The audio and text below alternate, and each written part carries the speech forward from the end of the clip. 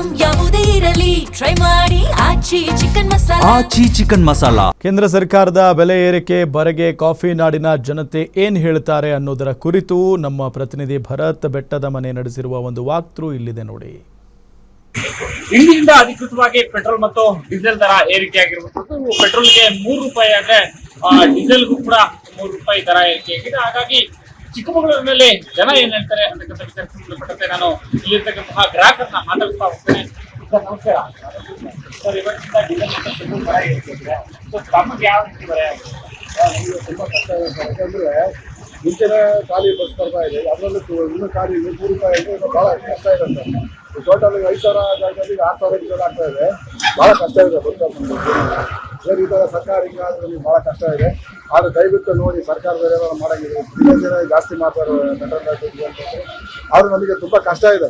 ಈಗ ಸಾವುಕಾರ ಬಂಡವಾಳ ಹಾಕಿರೋದು ಡ್ರೈವರಿಗೆ ₹800 ಕೂಡ ಸಂಬಳ, ಈಗ ₹600 ಬಂದರೆ ಅದು ಕಷ್ಟ ಆಗ್ತದೆ ಕೊಡೋದು. ತುಂಬ ಕಷ್ಟನೇ ನಮಗೆ. ಅದನ್ನು ನೋಡ್ಬೇಕು, ಏನು ಮುಂದಕ್ಕೆ ಏನು ಮಾಡ್ತಾರೆ ಗೊತ್ತಿಲ್ಲ, ಆದರೂ ಕಷ್ಟ ಇದೆ. ಈಗ ತಮ್ಮ ವ್ಯಾನ್ ನಲ್ಲಿ ಬರ್ತಕ್ಕಂಥ ಪ್ರಯಾಣಿಕರಿಗೆ ಟಿಕೆಟ್ ಜಾಸ್ತಿ ಮಾಡ್ತಾರೆ. ಈಗ ದರ ಮಾಡೋಕ್ಕಾಗ್ತದೆ, ಈಗ ಮಾಡಿರೋ ದರಕ್ಕೆ ಚಾರ್ಜ್ ಕೊಡೋಕ್ಕಾಗ್ತಾ ಇಲ್ಲ, ಕಷ್ಟ ಇದೆ. ಆದರೆ ನೋಡ್ಬೋದು, ಅವರು ಪ್ಯಾಸೆಂಜರ್ ಅಂತೂ ಕೊಡೋಕ್ಕೆ ಸಾಧ್ಯ ಇಲ್ಲ. ಆಲ್ರೆಡಿ ಈಗೆಲ್ಲ ಮತ್ತೆ ₹5 ಜಾಸ್ತಿ ಮಾಡಿದ್ದೀವಿ. ಮತ್ತೆ ಮಾಡಿದ್ರೆ ಮತ್ತೆ ಅವ್ರಿಗೆ ರಿಯಾಕ್ಷನ್ ಮಾಡ್ತಾರೆ. ಏನಪ್ಪ ಅಂದರೆ ಸರ್ಕಾರದಿಂದ ಅನುಕೂಲ ಆಗಬೇಕಷ್ಟೇ.